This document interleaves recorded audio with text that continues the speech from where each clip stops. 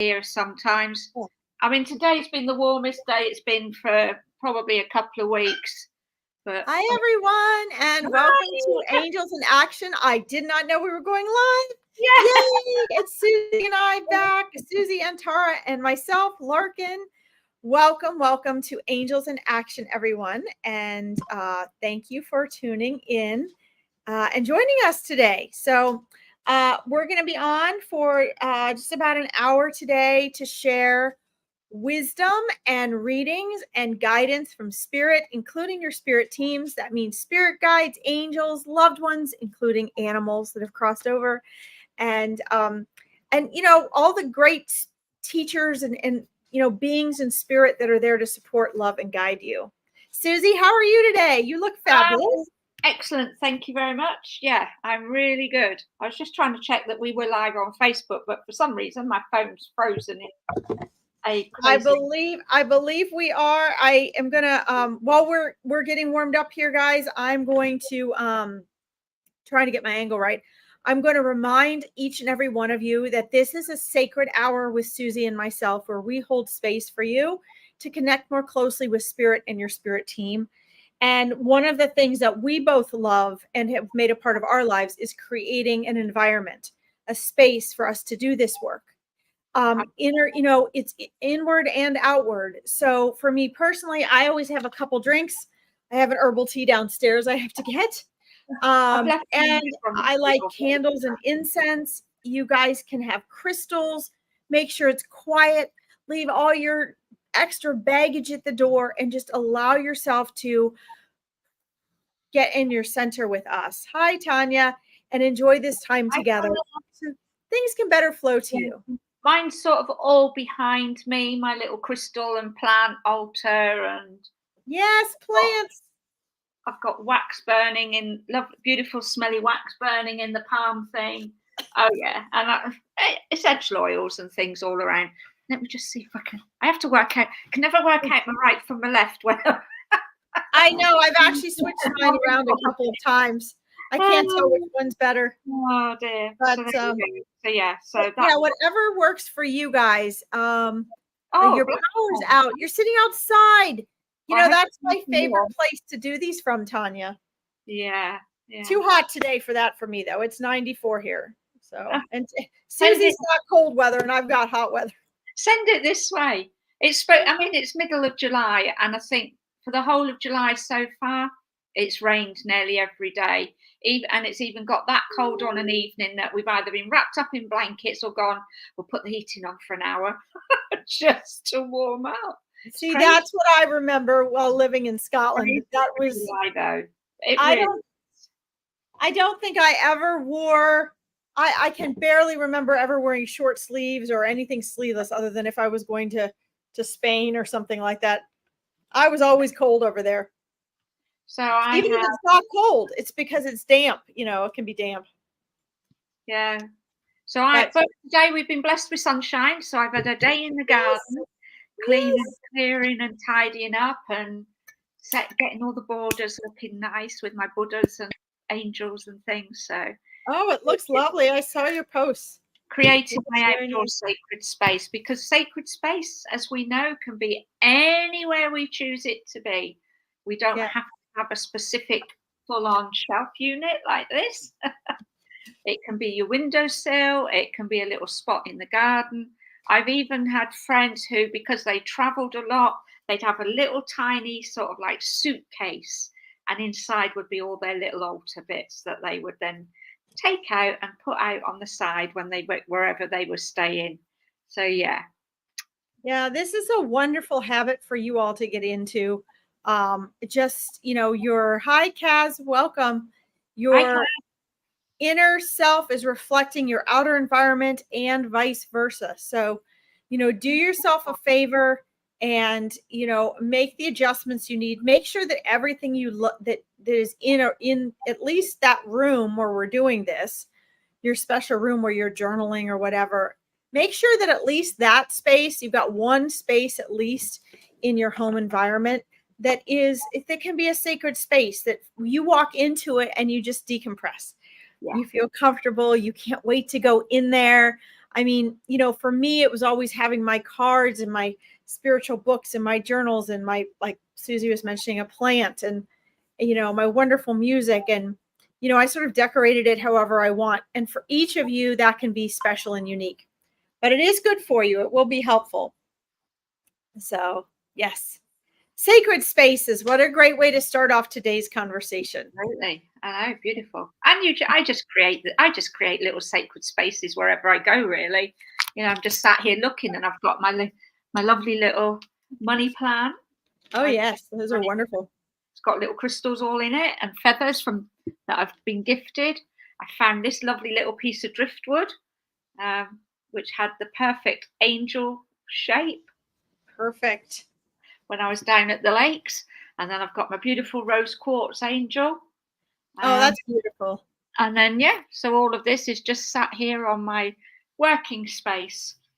And for each of you, that can be different. Hi, Anne-Marie, welcome. For each of you, the sacred space can be different. And, you know, as Susie was saying, anywhere you go, I mean, I think for both Susie and I at this point, we create a sacred space wherever we go by nature. But if you're talking about just getting started with this, wondering how do I create that or find that and nurture that sacred space within myself? How do I set up my environment to create and reflect that? If you're trying to develop that internally, working on your external environment is a great way to do it. Are you treating your space like it's sacred? Is your car clean? Is your room, you know, is it full of trash and junk, or is it cleaned out? Is the energy able to flow? Is it full of things you love or things that trigger something negative when you look at them? You know, maybe it's even what you're wearing. I mean, if I don't love something, I don't put it on myself. So that's another way of you as a human person being a sacred space. Absolutely. And thank you, Tanya. Lovely to see you. She says, did that when she ended a bad relationship, redid her living room with all flower pictures. Perfect. Absolutely beautiful. And that's a way of clearing your energy as well. You know, just making changes that make you feel bright, light, enlivened, you know, happy, joyful, whatever they may be.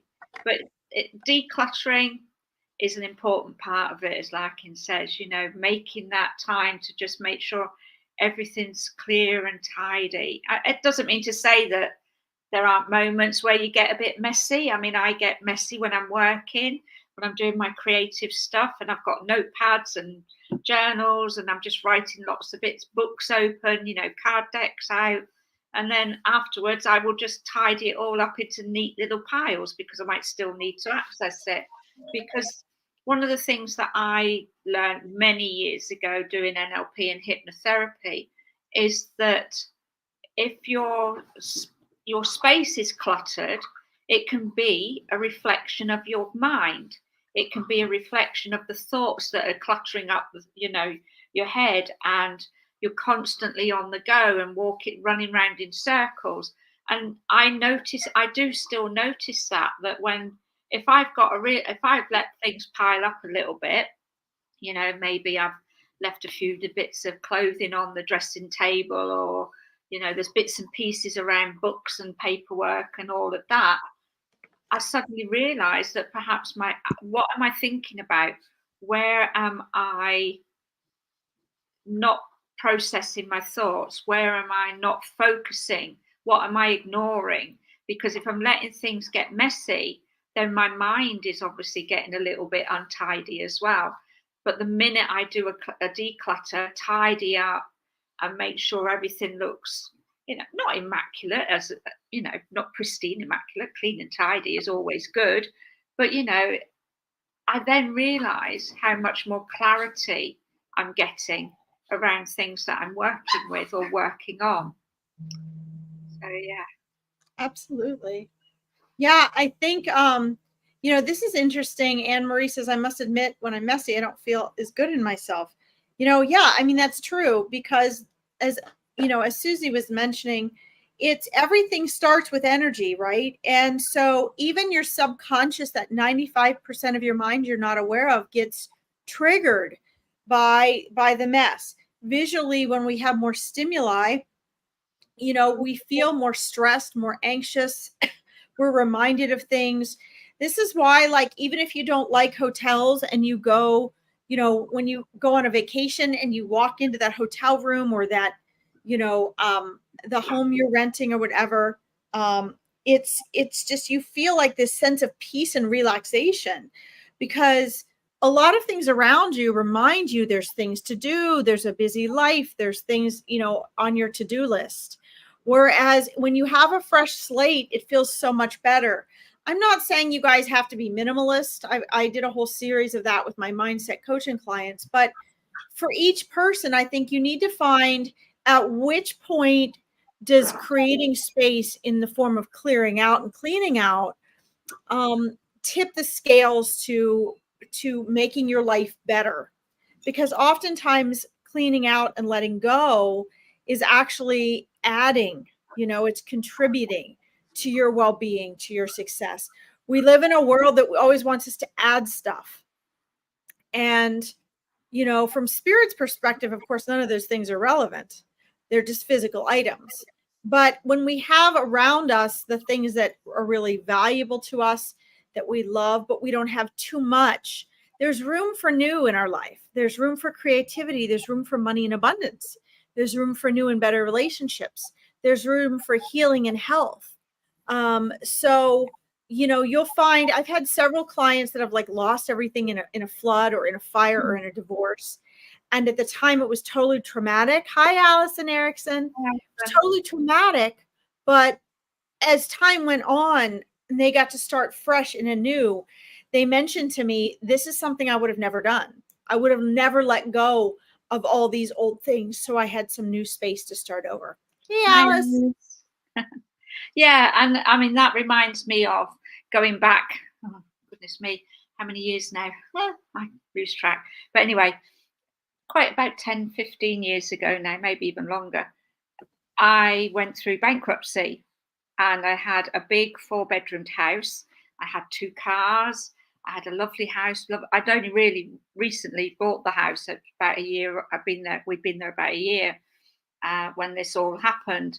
And it had the most amazing garden. It was huge. Absolutely loved it. I'd put a conservatory on it. I had all sorts of plans for it, but you know, circumstances changed that. But one of the things that came to me in that time was that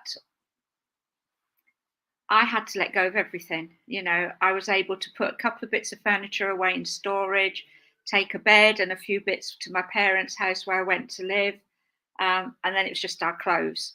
And everything else went. But as I let go of each thing, either giving it away to charity or, you know, selling a few little bits and pieces here and there, I realized how attached I'd become to these things and how that attachment just didn't serve me. It made me almost to the point of feeling ill.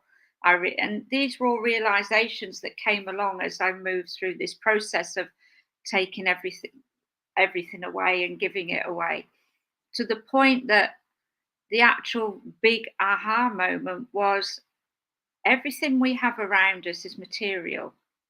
We are energetic beings. We are an energy field. We go off in, you know, when we go back to the world of spirit or wherever you believe we go, we return to energy and we take nothing with us other than the vibrational energy that we've learned to live with or become. You know, and for me, that's very much about the energy of love. And that's a whole different, you know, game plan and story we can go down with that one.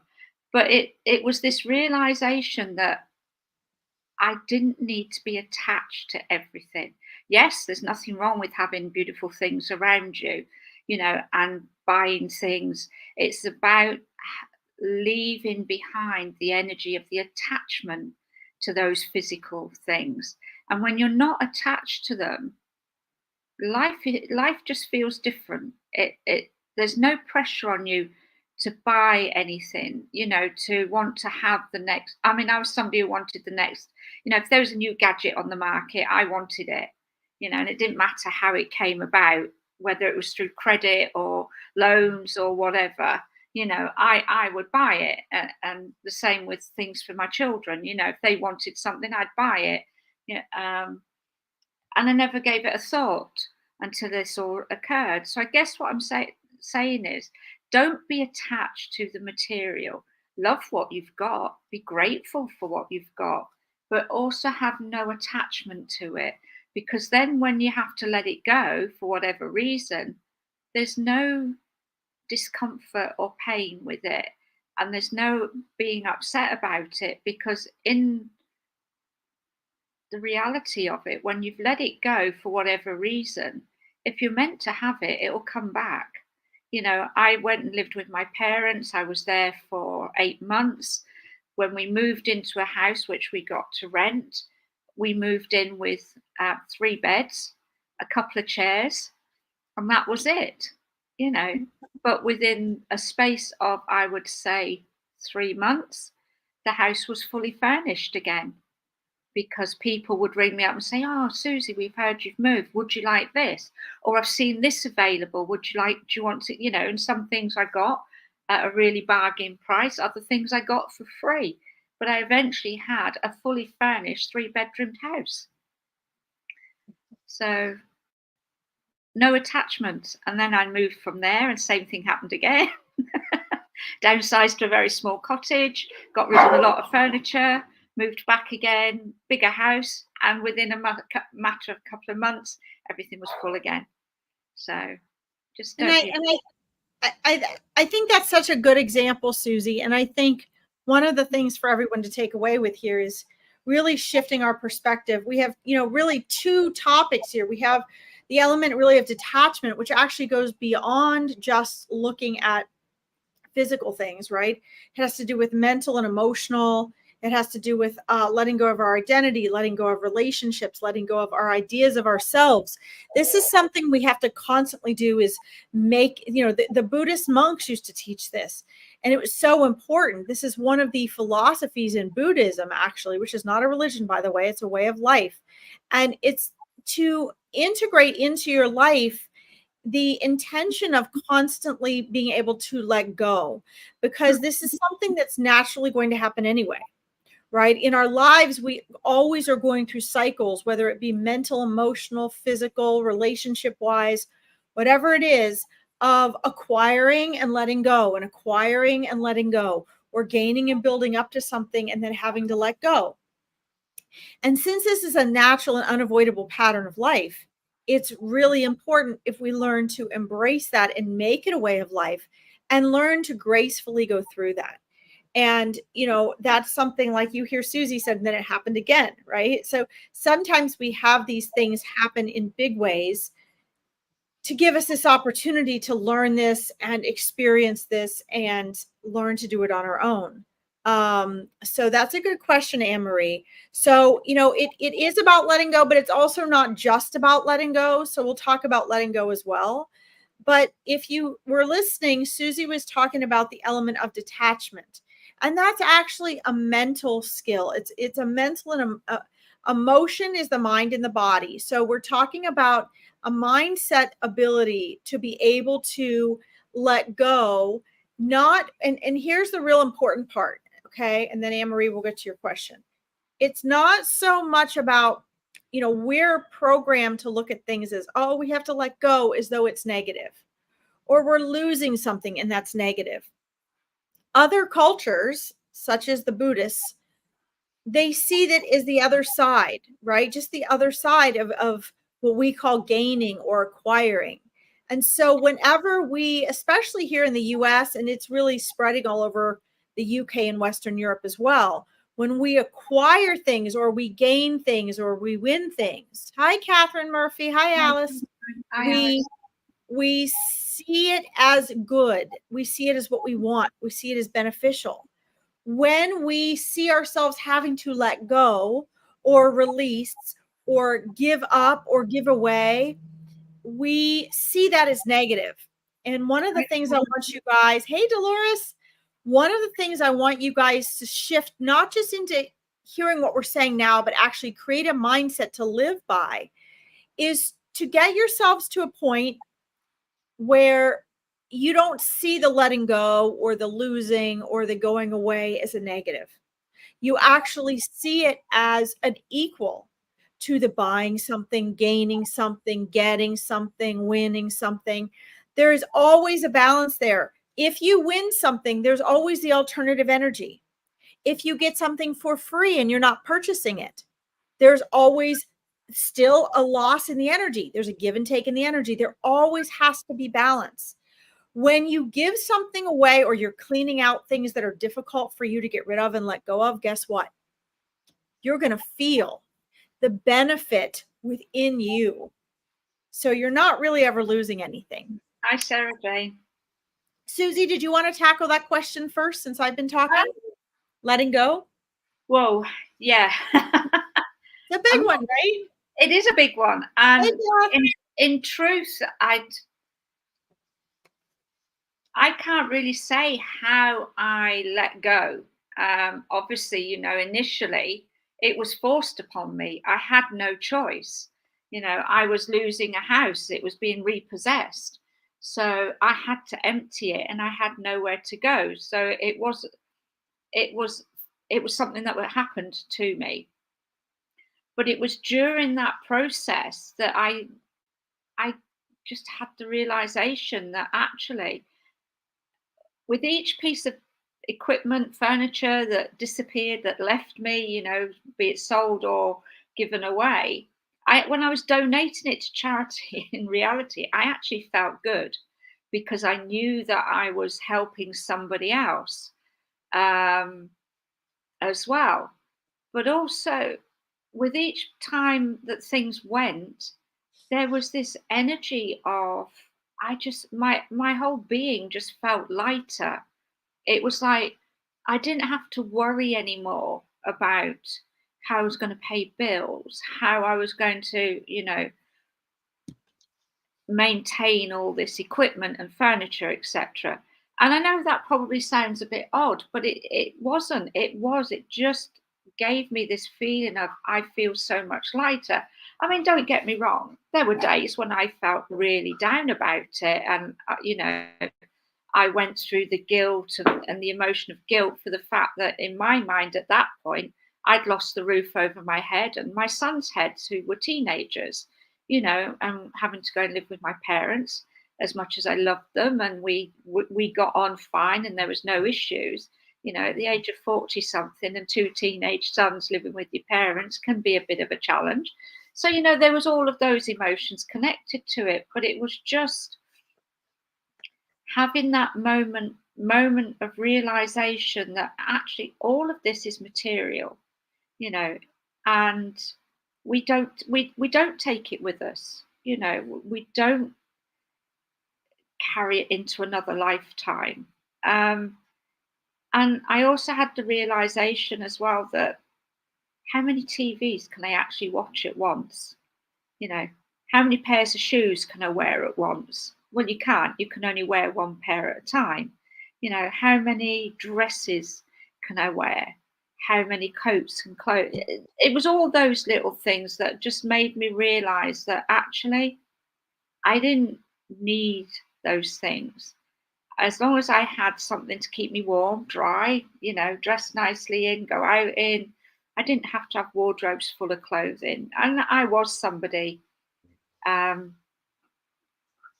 was like that, you know, and now I'm not. But it takes work, I guess, and it's a process of understanding that you don't have to be attached to material things. Yes, they're nice to have, and you know, we can manage without them as well. I'm sure there's more to that in mindset wise. I used to do meditation work that helped me through the processes of the guilt and things like that. And it just became a process of time, really, and just learning that I really didn't need those things. And also, I guess, having a bit of practicality around the fact that I didn't have the money that I would have had prior to that. So therefore, I was limited in what I could spend and buy. So that helped as well. Working with my angels helped me. And I'm sure there's more to it than that, which Larkin can help share about as well. But for me, it was more that it just came in as a thought. And it was like this. It was a light bulb moment. It was an aha moment of realizing that when you're not attached to the material things, you live a much better life. And that was what came in for me. And that's how I learned to let go, I guess. I think that, hi, Sarah Jane. Hi, Sarah Jane. We'll get to your question in a minute. I want to talk for a moment about letting go as well. You know, as a mindset coach for 15 years, this is always a part of people's journey.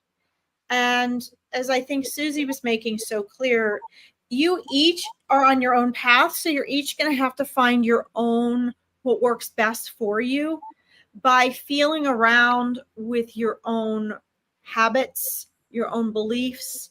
You're each going to have different mindset blocks. You're each going to have emotional barriers. Remember, emotion is the mind and the body. So thoughts come first and then emotions. So if you have emotional attachment to things, it is connected to thinking and beliefs. And that, I say this every time, even here on the metaphysical broadcasts, you are only aware of 5% of your thinking. So the part of you that is listening to Susie and I, that's analyzing how we talk and what we're presenting, and are we authentic or not? Do you like us or don't you like us? And what are our backgrounds? And are we lying to you or not?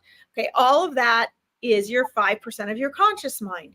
Thinking, analyzing, constantly asking, do you like this? Do you not like this? What can you get out of this? The part of your mind that is running your life is the 95% you're not aware of. 95%, my friends. So everything you ever heard, been exposed to, been told, observed by other people, been influenced and brainwashed by, read, maybe heard in a song you listen over and over and over and over and over to, that's brainwashing you and you don't realize it, that is what's creating your life. So when we're talking about letting go, it always starts with energy. It always starts with the energy of our thoughts and beliefs, which are just repeated thoughts. Okay. So I'm gonna say this, and I'm gonna leave it as it will, and you guys can do what you want with this. What makes letting go seem so hard, what makes anything difficult and challenging in our life, is always our thoughts. As Eckhart Tolle teaches in The Power of Now and in Stillness Speaks, which are books that are consciously written, just consciousness to consciousness. It's what all my coaching clients are required to read. He identifies that the ego is synonymous with thought, which is synonymous with resistance. And resistance is what gets in the way of your life all the time. Okay? So when we learn to recognize resistance and let that go, everything else is not a struggle. It doesn't mean hardships don't happen. It doesn't mean our life is perfect, although it is, we just don't see it. It doesn't mean we don't have struggles, because we're here to learn and grow. Okay? But in the struggle, in the challenges, in the difficulties, everything is perfect. That's what you're here for. Okay? So when we talk about letting go, what we're really doing is we're having to overcome. The reason it seems so hard, Anne-Marie, is you have to overcome your mind, your thoughts, your ego. When you learn to be present and in the now, you can do that like this. It becomes an easy habit. Okay? So what happens when I let go of this pen? It's gone. I'm going to do that again. This is all you have to do when you let go. That's it. So why is the easiest thing, most simplest thing in the world so hard? The only thing that keeps me from dropping this lipstick, this lip gloss, the only thing is my not wanting to let it go. The only thing that prevents me from doing this is whatever I'm thinking that makes me hold on to it. So the only thing that makes letting go hard is your thoughts and your beliefs and your habits. Okay. Your work is the inner work. And sometimes it's just the action. Sometimes it's just 5, 4, 3, 2, 1. Sometimes it's like what Susie and I both had to do at times in our life where we were forced to, we didn't have a choice. You know, if somebody gets a divorce and everything's taken or their house floods, they don't have a choice. Okay. My sister was cleaning out my parents' house, and she was kindly storing a lot of things for them that they needed to go through in the basement where she's living. And guess what? All of our stuff, childhood stuff of mine, things I'd stored from college, things my parents had from the time they got married, all gone because it was completely flooded. And it was tragic and unbearable. I mean, there's things I wanted to keep a lifetime in there that meant the world to my parents, that were from people that are no longer with them. They're the only thing they had from those people. But with that, there was also a sense of peace, like Susie was talking about, a sense of relief. Guess what? Now there's no choices to be made. It was done. There was nothing we could do about it except have to accept that that was a loss, but it was also a gain. Okay. So I think that's important. Keep this in mind, guys. It's just a matter of changing your practice. Okay. And that's, I feel, just adding on to what you've just said there, you've just reminded me of something that happened. It was a few months after my husband died. I was looking at moving house, and my mother-in-law rang me, very upset that I was moving house, leaving the home that he and I'd shared together with the children, albeit we'd only lived there perhaps, I don't know, 2, maybe 3 years. And I just said to her, you know, as much as I love the home that I'm in, I feel the need to change. I need to shift what's going on. And of course, at that point, I didn't understand about energy and all of that. And I certainly wasn't walking a spiritual path, for want of a better label, at that point. But I just said to her, you know, if this house burnt down tomorrow with everything in it, you know, that was connecting me to Bob, I said, the best thing and the thing that would keep me going would be the fact that myself and my boys were safe. I said, you know, all the memories that I have connected to my husband are here in my heart. You know, they're in the 2 living beings that we brought into the world. You know, so as long as they were safe and I was safe, then the memories are never going to go away. Just the physical items will no longer be there. And it was really interesting that shortly after that conversation, while I was in the process of packing up to move, we were burgled.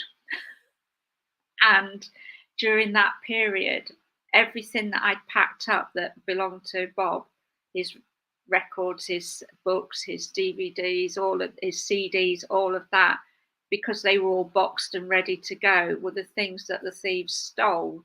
You know, so when I got back to the house, everything apart from, well, his clothing had already gone anyway, but everything apart from a few pieces of jewelry that belonged to him had literally all gone, taken. Wow.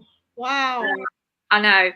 And it just reaffirmed to me that I was blessed with that. My sons were safe. I was safe. We were fortunate. We weren't actually in the house at the time that it took place. You know, we'd gone to spend some days with my parents. So again, I wasn't yes, I was sad, you know, that they were gone. And these days you have insurance, so I did get covered by that as well, you know, for the damage that they caused and everything. Did I replace some of those items? No, I didn't, because I didn't need them. I had what I needed, which was the memories that live in my heart, and my 2 sons, who are now grown men with their own families. But again, it just showed me even then, and I look at it now and reflect on it, it even showed me then that when you don't attach yourself to something, then life feels different. Your energy feels different. Things are different. I was angry. I'd been burgled. I got over that in a couple of days. And I moved on. I didn't stay attached to it. You know, some people stay in anger for such a long time. But so I think even then, I was either being guided by angels, spirit, whoever, or I just intuitively knew, without even knowing that I intuitively knew, that I didn't need to be attached to these things. And interestingly enough, you know, this, guys, is where, you know, intuition and spirit and guidance connect with our mindset, because you know, I was talking about the 95% of your mind you're unaware of.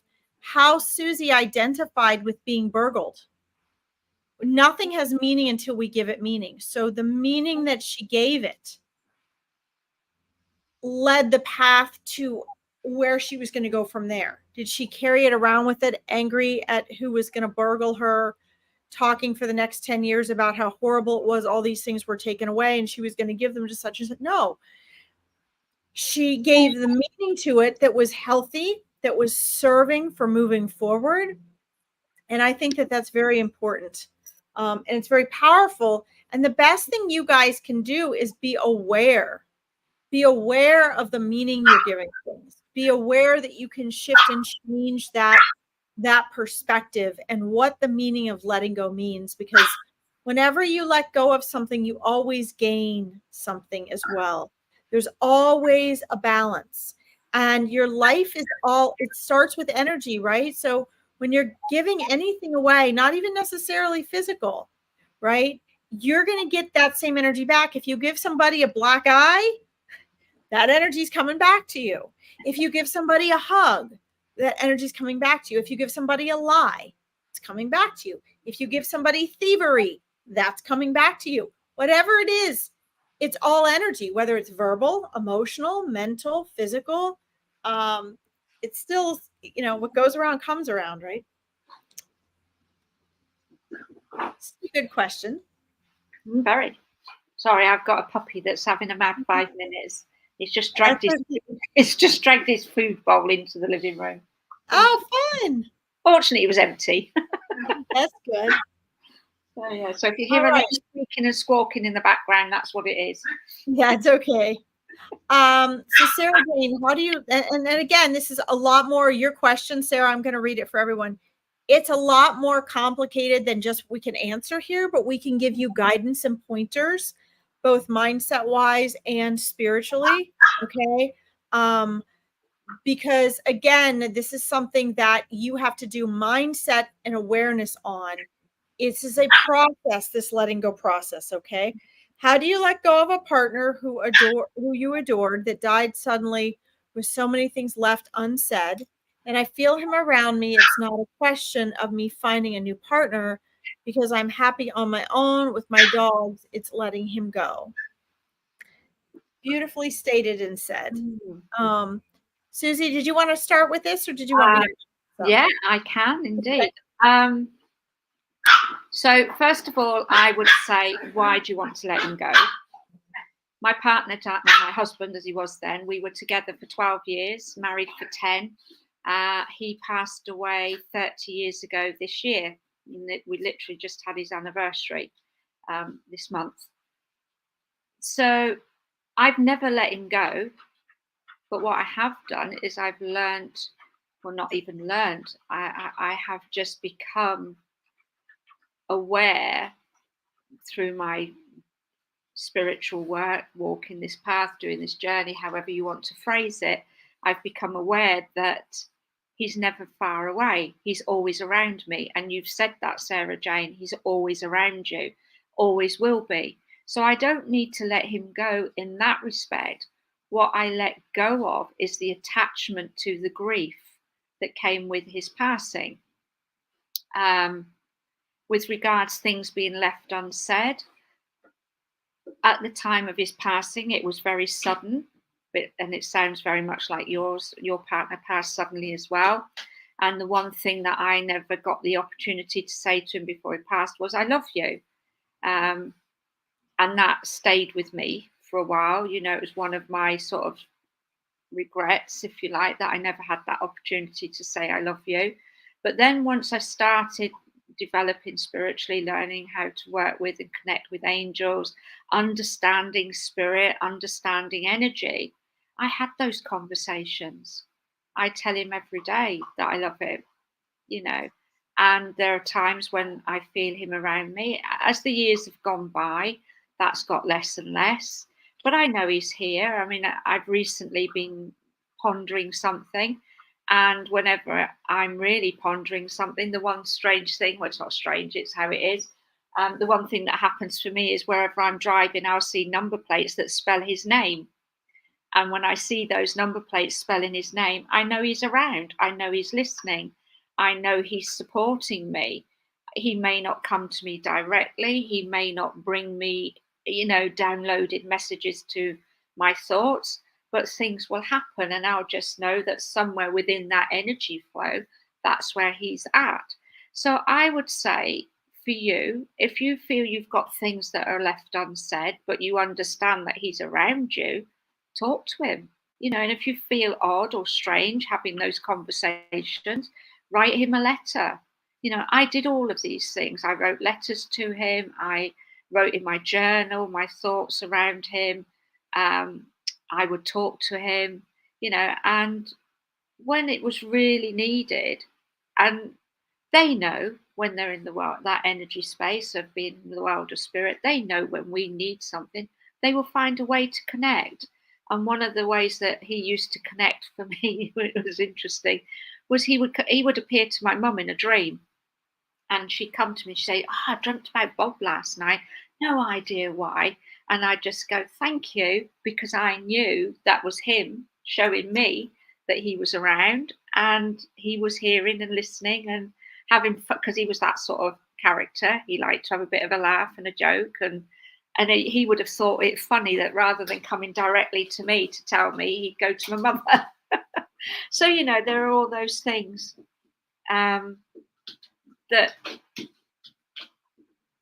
happen. And you just have to be open to hearing and listening and knowing when these things. So other times I would hear his favourite record being played, somewhere out in a supermarket, or I'd turn the radio on in the car and it would just come on.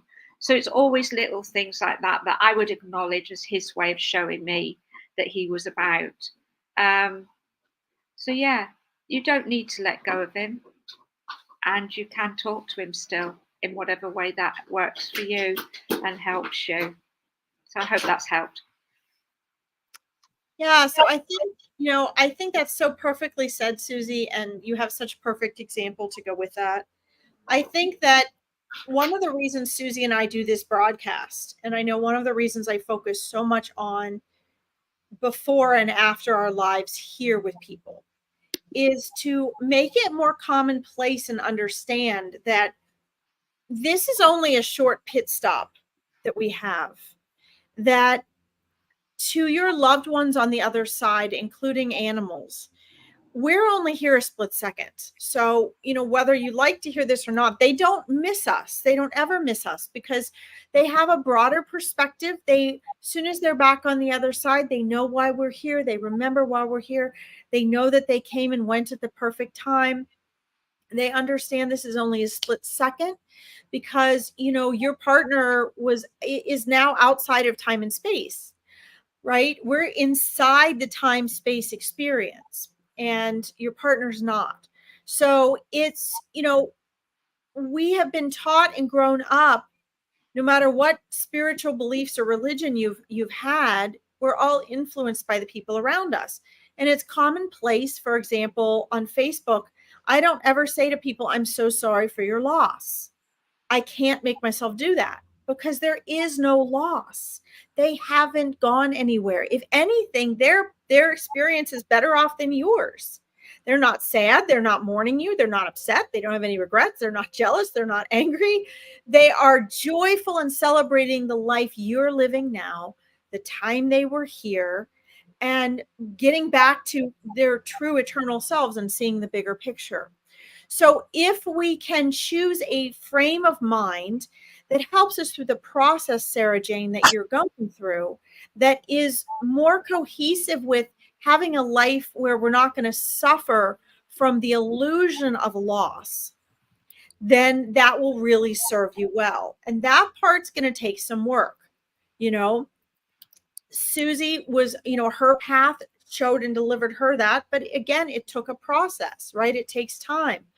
Often our loved ones will come to others in dreams because we're mourning them so much and we want to hear and feel, see from them so much that even when they visit us in our dreams in the astral plane, we don't always recognize or remember it. We're often too deeply asleep and in the astral plane that we wake up and don't even know. So it serves them to come through loved ones because they can get through more easily, knowing those loved ones are going to say, hey, I had this dream, you know, about so-and-so. Whereas you might have that experience with him and wake up and not even know it. Okay. So they can see, hear, feel, and talk to you. They know what you're thinking and feeling and what you want. But we're the ones that have to relearn that. So part of your healing process, if you want it to be, I find it healing and beneficial, is to relearn how to communicate with him now that he's back on the other side. That means you are going to have to enhance your attunement to sensitivities. What Susie and I do as readers is we are more attuned to the subtleties than most people, and we've learned to practice that. And that's something each of you can do. As you become more attuned to the subtleties, whether they be external signs like the license plate, or coming to you to dreams like Stephen has come to you in dreams, or whatever the case may be. Maybe it's feeling an air temperature change or feeling them when they sit on the bed next to you. Then you'll be able to connect with them more. The other thing I want to mention is that, you know, just because a loved one passes on and you're not interacting with them all the time, like Susie was mentioning, you know, it's maybe less now that she interacts with Bob than maybe she did in a maybe a more of an interactive, communicative way. It's because she doesn't need him to do that. She's here in this world, So even though we can connect with them and interact with them like I do with my spirit guides, where I talk as though it's a person here, they're not meant to be a person here right now. So yes, we can connect with them. We can know they're there. We can feel their presence. They can be with us all the time. But we're also here, and they've transformed back out of non-physical. And there's always reasons for that we might not understand. So it's also not their job to be standing with us in full energetic form where we can see them 24/7 like other people in this physical form. And that is a part of our acceptance process. Yes, we miss their physical body. We miss that sound of their voice. And accepting that is really important because it is painful, even for people like Susie and I, right? It's still painful. We're human. But I think understanding and knowing that they're there, understanding and knowing how temporary this is, understanding and knowing that everything is always working out the best for you and your loved ones, no matter how it appears, believing and understanding in divine timing, knowing that they're there, even if you have to relearn the language of communicating with them. All of these things will help you on the journey and process. And as you unfold and go through these phases of what we call healing from that. But as Susie said, she said exactly what I would have said, which is you don't have to let him go. That's also an illusion that causes us pain. It's the ego that says we have to let go. But the truth is you knew him before you were in this world, and you'll know him again when you cross back out of this world. And it's like taking a vacation for your soul where you guys are just, you can still be on the phone, can still communicate. You can learn to connect with him on, you know, on a device, meaning like from this world, just as you would if you got a new phone. But you may not, you know, you're not going to see him the same way, just as though you were on a little vacation. And as soon as you go back to non-physical, boom, there you are. Okay. Anyway, all these mindsets can be very helpful and healing in your process, Sarah. Just don't forget it's a process. Okay. Absolutely. Thank you for letting us talk to you. Yeah, thank you. A great question. We've got to the end. Yes, yes. It just flows so quickly. Perfect timing and such a powerful conversation. You're welcome, Sarah Jane. Hope it helps.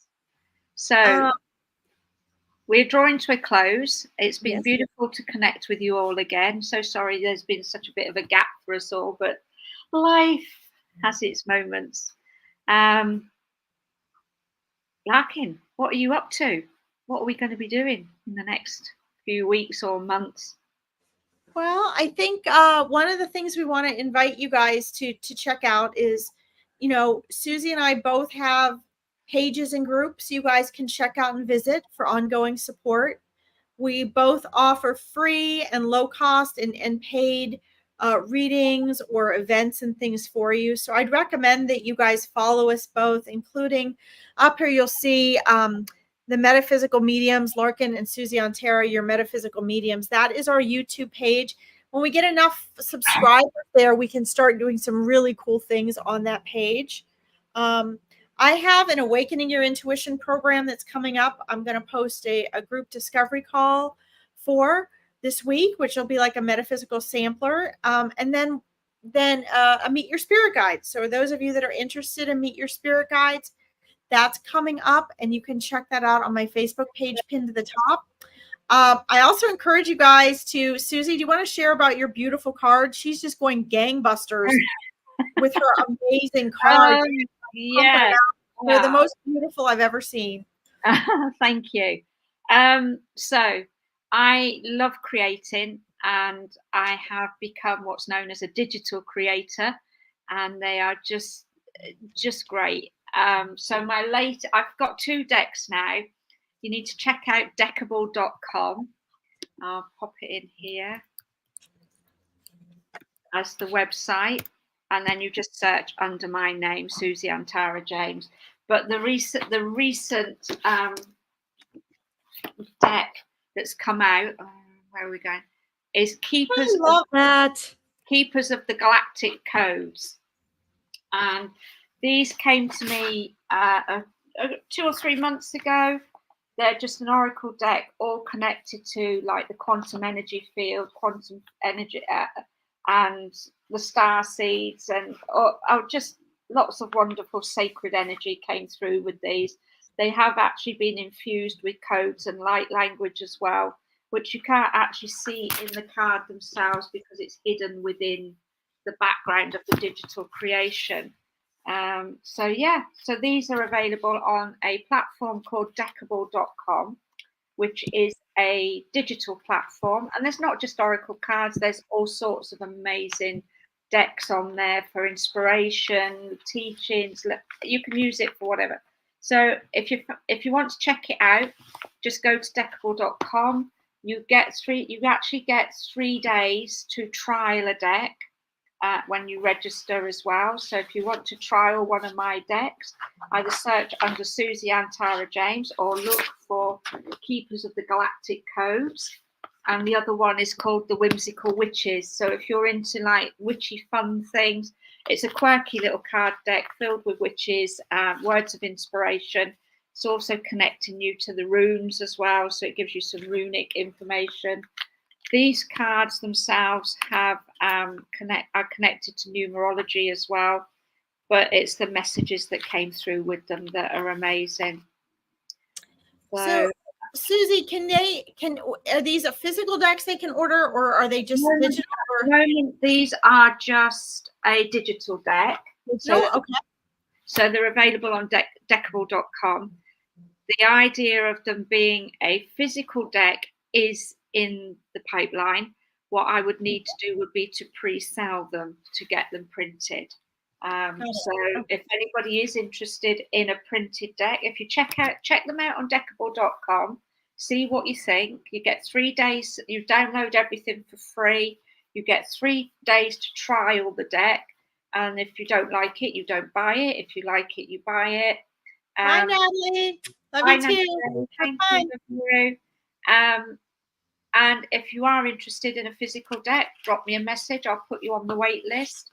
There's also a second deck coming out called, well, at the moment I've called it the Sacred Pantheon, and it's Hindu gods and goddesses. And again, this is in creation. I've had these printed just as a test, but there's like Shiva, Brahma, Ganesha, Rama, Lakshmi, Kali, Shakti, all the lovely Hindu gods. I love it. So they are actually still in the creation phase, but again, they're on a wait list if you want to have a printed deck of those.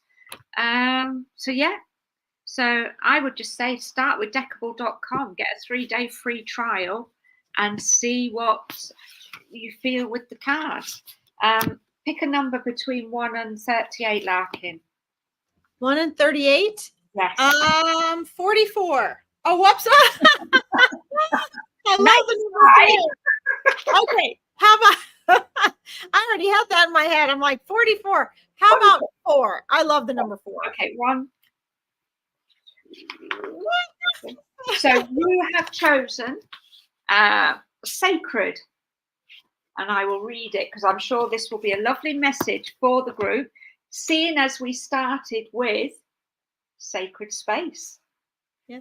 It is time to honor the sacred being you are, to embrace the divine essence that flows through your very soul. You are recognized in the celestial realms for the profound beauty of the sacred work you do. A luminous tapestry woven with threads of wisdom and love. Create a sacred space, a sanctuary where the veil between worlds is thin and the whispers of the divine can be heard. In this hallowed place, invite the ethereal energies to dance with your spirit, forging connections that transcend the earthly plane. Here in the stillness and serenity, you will summon forth the divine currents, guiding you and those you touch on a journey of deep spiritual communion. Embrace your role as a keeper of this sacred space and let the light of your sacred work shine ever brighter, illuminating the path of divine connection for all who seek it. And I can't imagine a more perfect card for Larkin than that one. No, it's perfect. I think it was my spirit guides going 4, 4, 4, 4, 4, 4, 4. I'm going for what? So, okay. So they're available. I've also put together, I have my little angel toolkit. I've revamped it slightly. So now you get the selenite chakra clearing plate. So you can use this to cleanse your crystals, anything that you've got, a piece of jewelry, whatever, if you feel it needs a bit of a cleanse, an energy cleanse, you can pop it on there. This one is particularly for the sacral chakra. So you get a rainbow tourmaline chip bracelet, you get a smudge stick to do your cleansing, you get this lovely little tube of bath salts, and this one's called Energize, and it has lemon, ginger, and orange essential oils in it. Sounds heavenly. You get a little sacral oil as well, and that has mandarin, patchouli, and ylang ylang. You get a little empty rose quartz bottle, and it's a rollable, so you take the ball out and you fill it with your own perfume or your own oil. And these were going for £50. I'm now doing them for 40, including postage, whether that's in the UK or abroad. So yeah, and you get lots of other little extras in there as well. But I've only got 1, 2, 3, 5 of these available. So I've got one for the root chakra, one for the sacral, one for the solar plexus, one for the crown, and one for the third eye, because the heart and the throat have gone. So they're available, and these are a great way to start off your angel altar, your sacred space. You use this lovely bath salt to create a sacred bath for yourself along with your oil, and they're a lovely way for you to start your connection as well. And then you get to wear your bracelet. So they're available. And it's a wonderful gift, guys, too. If you want to give someone that as a gift, it also makes a wonderful gift. Absolutely. And I've created a lot of little cards to go with it. I call them cards. They're more like photographs, but it gives you all the basics about essential oils, angel altars, meditation, anything connected to and associated with that particular chakra, that all comes in a card form. And for these purchases as well, you will get a free mini reading with me as part of the purchase. You'll get like a little voucher in the box, and then you'll just be able to contact me and say, I've got my voucher, can I have my free reading? So that's, I mean, an absolute bargain for £40. It is totally, guys, don't miss out on that. And again, it's sounding like a really beautiful gift, too, for people. And then my group, Susie Antara Creative Academy, is available as a membership where we can continue conversations like this. You get to learn about meditation, crystals, all sorts of things, journaling. There's little freebies come available in the group as well. And the membership for that is £22 a month. And Larkin, I believe you've got your group as well, haven't you? I do. What I actually did was I wanted to kind of filter out to get more like-minded people in the group. Okay. So I am now, in order to get in the group, I'm going to connect that to the Awakening Your Intuition program, which is a very low-cost 12-week program I'm testing out. Susie and I have a bigger program we would like to do together. So I have a small program I'm putting together called Awakening Your Intuition. And the people who join that will get to be a member of the group that goes with that. And we do similar things as to, what Susie's talking about there. It's a little sampler of different aspects of metaphysical work, so people can see what works best for you. You guys need to, Susie and I both are really big on this being authentic work. And if you can get an authentic taste in working with one of us or both of us of what these different areas of metaphysics are, so you know what you really resonate with, what you really enjoy, what really works for you. And the Awakening Your Intuition group is about that. And I will be posting, we're going to do sort of a little group, excuse me, discovery call together, so people can learn more about that. And then again, a great way to start, guys, is if you want to do, Anne Marie was on my last Meet Your Spirit Guides. That's another great place to start. But I have all my stuff posted on the top, pinned to the top of my Facebook group. Or you can find me at larkinsreadings.com. Either way, Susie and I want to make sure there's a lot available for all of you in your journey, so you guys can make this a way of life, not just something that you do once a week and then jump back into struggling with your lives. Okay, we want you guys to have some practical spiritual guidance. So that's why we're here. Yeah. Right? And one of the next things that I'm doing is, for those of you that followed us previously, you'll have heard me talking about Curate, which is a beautiful energy healing modality that I work with. I absolutely love it. It gives you fast results in a very short space of time. It's just amazing. It helps you just shift so many things, along with when you're working with your mindset as well. So I'm now moving on to do the training for the masters in that. So if you're interested and want to know more, again, you can follow me on my pages, Susie Antara James, Susie Antara Creative, and I talk about it on there. If you're interested, I offer a free session, like a taster session as well. And I'm also doing a special offer on a longer version session. So just check out the pages for that. And yeah, just follow us both, and you see what we have to offer for everybody. Yeah. All right. We're here to support you guys on your spiritual and metaphysical journey. Yeah. So wonderful. Thank you all for being here. And for anybody who watches the replay, thank you so much. And we look forward to you leaving any comments for us, and we will pop on and do our best to answer them. So don't forget, if you liked this, please subscribe to our YouTube channel, and go ahead and like this live so more people can find it. And we'll see you next week. Yep. Bye, everybody. Bye, everyone. Bye.